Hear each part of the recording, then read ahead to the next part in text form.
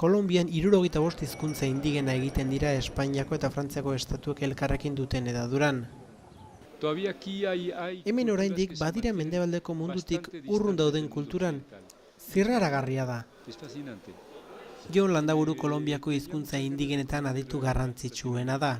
Xavier Landaburu lehendakari ordearen semea da eta Kolonbian 40 urte daramatza hizkuntza indigenak ikertzen. Herrialdeko Kultura Ministerioak ardura garrantzitsua eman berri dio. Hizkuntzen egoera bai pixkat neurritu eta horren alde behar dugu Euskadiko Jaurlaritzaren laguntza eta horrengatik egin dugu konbenio hori. Kultura Ministerioak eta Jaurlaritzak egindako hitzarmenaren arabera herriz herri ibili dira hizkuntzen egoera ikertzen. Uribiak Euskal jatorriko militar batengandik hartu zuen izena. Hala ere beste ezizen bat dauka Kolonbian, herrialdeko hiriburu indigena da. Honaino ere iritsi da ikerketa noski.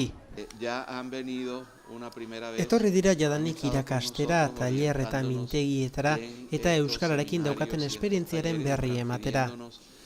Su experiencia con el euskera. Joan apirilean hasi da konbenio hori eta izango da 2 urte edo 3 urte izango da luzaro bai. Landaburuk urtetan formatu ditu indigenak eta orain ere argi dauka indigenak eurak izango direla azken hitza izango dutenak hartu beharreko neurriei buruz. Kolonbiako indigenak oso ondo daude antolatuta. Horri esker lortu dute gatazkatik kanpo egotea sarritan, kanpoan mantentzea bai armada, bai gerrilla eta neurri txikiagoan talde paramilitarrak, baina asko sufritu dute edozelan ere.